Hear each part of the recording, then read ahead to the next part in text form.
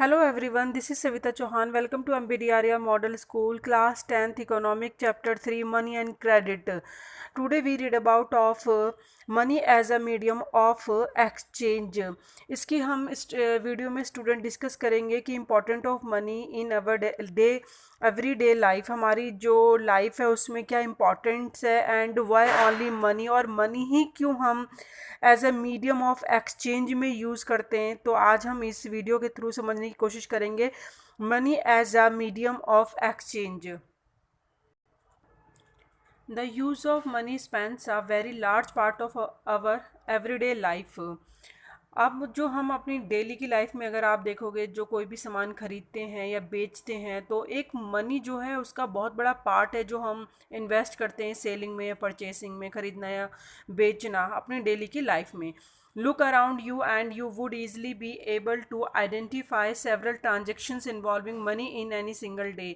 अगर आप चारों तरफ देखेंगे तो अपने डेली की जो ट्रांजेक्शन्स हैं वो मनी के थ्रू हो रही होंगी। एक दिन के एग्जांपल में ही आप समझ जाएंगे कि हम कितना खरीदते हैं और कितना बेचते हैं, और इससे अब मीडियम ऑफ एक्सचेंज क्या बन रहा है? Money. Can you make a list of this? क्या आप लिस्ट बना सकते हैं कि आपने मनी से पूरे दिन में क्या खरीदा और क्या बेचा? In many of these transactions, goods are being bought and sold with the use of money. Money हम यूज़ कर रहे हैं, क्यों यूज़ कर रहे हैं? या तो हम कोई चीज़ खरीद रहे हैं या कोई चीज़ बेच रहे हैं, तो एक ट्रांजेक्शन कर रहे हैं। In some of these transaction services are being exchange with money, और ये जितनी भी ट्रांजेक्शन हो रही हैं किससे हो रही हैं? मनी के साथ। तो यहाँ पे क्वेश्चन जो मैंने बोला था वाई ओनली मनी, वो रेज होता है कि importance of money in everyday life. ये तो ठीक है कि भाई हमारी जो मीडियम ऑफ एक्सचेंज है उसकी इंपॉर्टेंस क्या है हमारी एवरीडे लाइफ में एक्सचेंज होने में, लेकिन वाई ओनली मनी, मनी ही क्यों एक्सचेंज करने के लिए एक साधन बना? For some there might not be any actual transfer of money taking place now but a promise to pay money later. आप ट्रांजेक्शन देखो, कई बार ऐसे देख सकते हो एट ए टाइम हम मनी दे देते हैं और उस चीज़ को उसी टाइम पे खरीद लेते हैं और हमने मनी की ट्रांजेक्शन करी। लेकिन कुछ ऐसे टाइम भी होता है कि हम उस टाइम पे पे नहीं करते हैं और प्रॉमिस करते हैं ठीक है इसके पैसे हम बाद में देंगे। तो कुछ ट्रांजेक्शन ऐसी भी होती हैं लेकिन वो भी मनी एक्सचेंज में ही आती हैं। Have you ever wonder why transactions are made in money? अब आप ये क्वेश्चन उठता है कि मनी में ही सारी ट्रांजेक्शन क्यों होती हैं? The reason is simple, a person holding money can easily exchange it for any commodity और service that he or she might want. सबसे ईजिली हम क्या कह सकते हैं कि भाई मनी ही क्यों है, वाई ओनली मनी? तो दैट मीन्स कि एक पर्सन ईजिली उस मनी को क्या कर सकता है, उठा सकता है और उसके बदले कोई भी सामान खरीद सकता है या कोई भी सेवा जो वो चाहता है। अगर आप अब एग्जांपल लो, कोई सामान के बदले में दूसरा सामान लेना चाहते हो तो उसको कितनी प्रॉब्लम आ सकती है। जैसे कि एग्जांपल में सूजी अगर आप लेना चाहते हो, उसके साइड में गेहूँ लेना चाहते हो, तो उसके लिए मेज़रमेंट की प्रॉब्लम आएगी कि दोनों को आप इक्वल में मेज़र कैसे करेंगे। स्टोरिंग की प्रॉब्लम आ सकती है कि उसको रखेंगे कहाँ पे। तो इसीलिए जो एक मनी है वो ईजिली एक्सचेंज ऑफ कमोडिटी है, कोई सामान या सर्विस आप लेना चाहते हैं तो जो चाहते हैं वो ईजिली आप होल्ड कर सकते हैं मनी के साथ। And every one prefer to receive payment in money, और एक्चुअली में सब मनी को एक्सेप्ट भी करते हैं क्योंकि मनी की एक वैल्यू है। स्टॉकिंग मनी की वैल्यू आप देख सकते हैं, वो 10 रुपीज़ है, 20 रुपीज़ लिखा होता है तो उसकी वैल्यू होती है।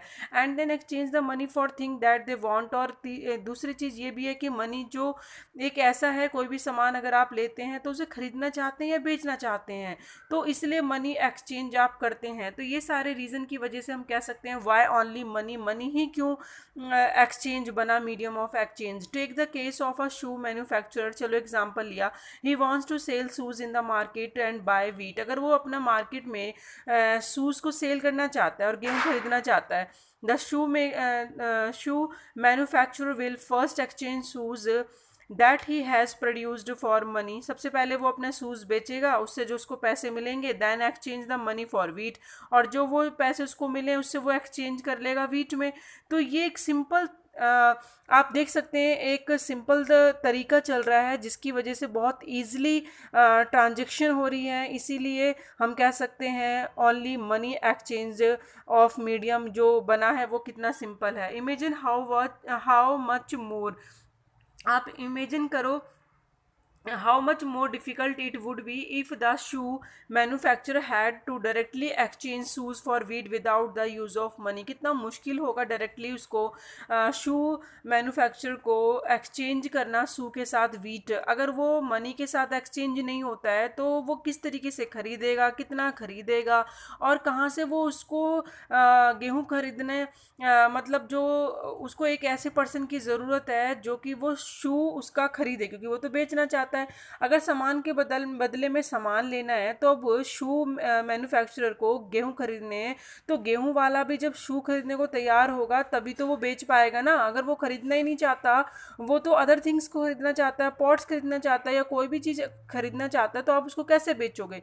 तो यहाँ पे एक प्रॉब्लम क्रिएट होती है। He would have to look for a wheat growing farmer who not only wants to sell wheat but also wants to buy the shoe in exchange। यानी एक फार्मर के लिए जो गेहूं ग्रो कर रहा है वो उसकी चाहत होनी चाहिए सेल करने के लिए। अगर वो सेल करना चाहता है तो उसकी वांट्स होनी चाहिए शू खरीदने की। तो यानी यहाँ पे अब ये एक्सचेंज जब भी हो सकता है जब both parties have to agree to sell and buy each other commodities. यानी दोनों पार्टी जब किसी चीज़ को खरीदने और बेचने के लिए तैयार होती है, यानी शू मेकर अपना शू बेचने के लिए तैयार है और उसके बदले में वो गेहूं खरीदने के लिए तैयार है। गेहूं बनाने वाला जो प्रोड्यूस करने वाला है वो उसको बेचने के लिए तैयार होगा और शू खरीदने के लिए तैयार, तभी तो वो हम कह सकते हैं कि वो एक्सचेंज पॉसिबल होगा जब दोनों ही चाहते होंगे। तो यहाँ पे इस जब दोनों सेटिस्फाइड होते हैं, दोनों खरीदना चाहते हैं या बेचना चाहते हैं, तो उसे हम कहते हैं डबल कॉन्सिडेंस ऑफ वांट्स, यानी दोनों की इच्छा है खरीदने की और बेचने की। What a person desire to sell are exactly what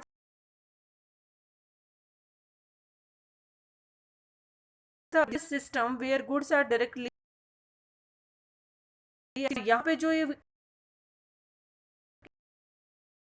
barter system means होता है जब आप सामान के बदले में सामान खरीद रहे हो और यूज़ नहीं कर रहे हो मनी, तो वो एक होता है बार्टर सिस्टम। और इसके अंदर कौन सी फीचर आता है? इसके अंदर एक फीचर आता है double coincidence of wants is an essential feature. That means जब दोनों ही पार्टी उसको खरीदने की और बेचने की इच्छा रखते हों, नहीं तो नहीं हो सकता। क्योंकि जैसे कि भाई शू ये है शू बेचने वाला, अब ये कहता है I will give you shoe for your wheat, मैं तुम्हारे लिए शू दे दूंगा तुम्हारे गेहूं के लिए, मैं गेहूं खरीदना चाहता हूँ। फिर ये बोलेगा I didn't need shoe, I need cloth, मुझे तो ज़रूरत नहीं तुम्हारे शूज़ की, मुझे तो कपड़ों की ज़रूरत है।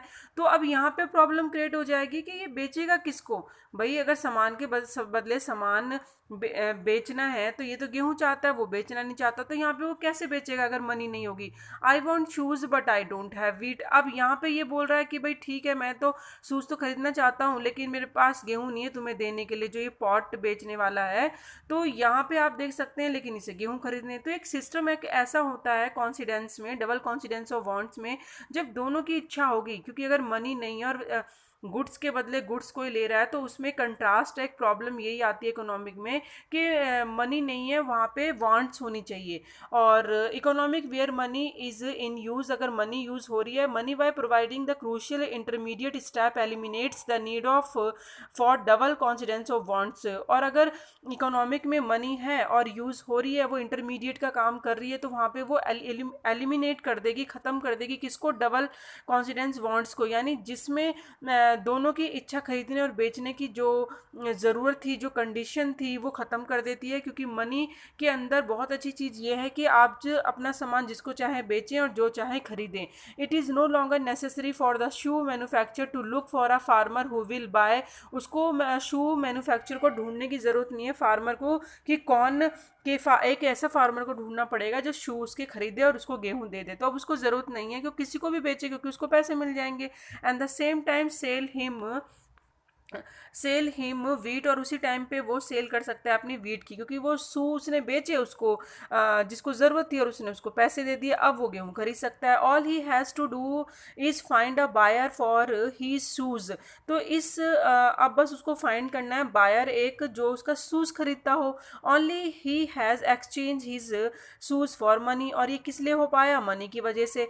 ही कैन परचेज वीट, और वो परचेज कर सकता है वीट, और any other commodity in the market में कोई और भी सामान ले सकता है। Since money acts as an intermediate in the exchange process, तो आपने देखा मनी किस तरीके से एक इंटरमीडिएट का काम कर रहा है, एक्सचेंज का काम कर रहा है पूरे प्रोसेस में, तो इसको कहा जाता है मीडियम ऑफ एक्सचेंज। तो आज का जो टॉपिक है स्टूडेंट, हमने पढ़ा मीडियम ऑफ एक्सचेंज क्या है, मनी है।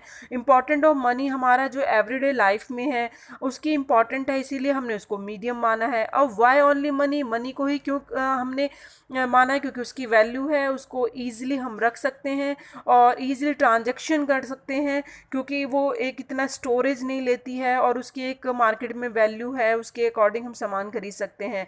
और मनी के होने की वजह से वाटर सिस्टम जो है वो ख़त्म हो जाता है। वाटर सिस्टम में जो पहले हुआ करता था सामान के बदले में सामान लेना, तो अभी आपने देखा कितनी प्रॉब्लम क्रिएट हो जाती है, तो उसको वो ख़त्म करता है। अगर मनी इकोनॉमिक में होगी, मनी से money act as a medium of exchange काम करेगी, तो एलिमिनेट कर देती है वो नीड ऑफ डबल कॉन्सिडेंस को। यानी जब दोनों की इच्छा और दोनों की खरीदने की होगी या बेचने की, जब भी कॉन्सिडेंस ऑफ वांट्स होगी डबल, तो तभी वो सामान को बेच सकते हैं। तो वो बार्टर सिस्टम की जो प्रॉब्लम है जो पहले के टाइम में होती आ रही है वो ख़त्म हो जाएगी। क्योंकि पहले क्या होता था, what was the situation before the invention of money, यानी जब तक मनी नहीं थी तो कौन सा सिस्टम था, वाटर एक्सचेंज सिस्टम था। वाटर सिस्टम एक्सचेंज मतलब क्या होता है, जब system where goods are directly exchange without the exchange of money, that mean जब मनी के बिना एक्सचेंज कर रहे हैं हम, ठीक है, तो ये एक वाटर सिस्टम को ख़त्म करती है मनी। तो money is a important medium of exchange. I hope you understand this topic. Next में हम वीडियो में नेक्स्ट टॉपिक क्लियर करेंगे।